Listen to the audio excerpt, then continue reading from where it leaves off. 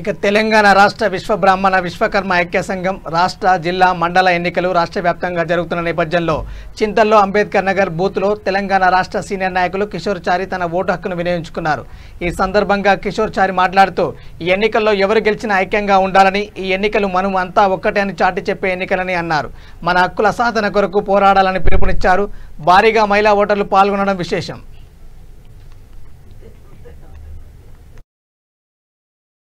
విశ్వకర్మలందరినీ ఏకం చేయడం కోసం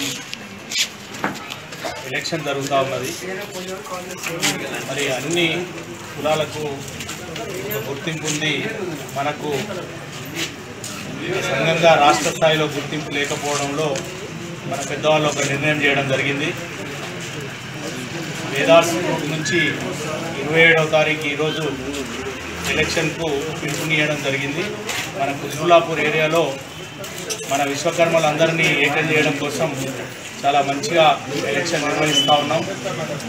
మన పాపులేషన్ ఎంత ఉంది, ఎవరు గెలిచినప్పటికీ అందరూ మన విశ్వకర్మలే కాబట్టి వాళ్ళందరినీ ఏకం చేయడం కోసం ఈరోజు అంబేద్కర్ నగర్లో, మరి జగదీగుట్టలో ప్లస్ మా స్కూల్ షాపూర్ నగర్లో 3 బూతులుగా డివైడ్ చేసి మరి ఆ దగ్గర ఉన్న ప్రాంతాల లోపల ఉన్న మన వాళ్ళందరికీ కూడా వాట్సాప్ల ద్వారా మరి ఫోన్ల ద్వారా మెసేజ్ చేసి వాళ్ళకు ఒక స్లిప్ రాసి వీళ్ళు మనోళ్ళే అని ఐడెంటిఫికేషన్ చేసి వాళ్ళను ఓటింగ్కు తీసుకురావడం జరుగుతూ ఉన్నది।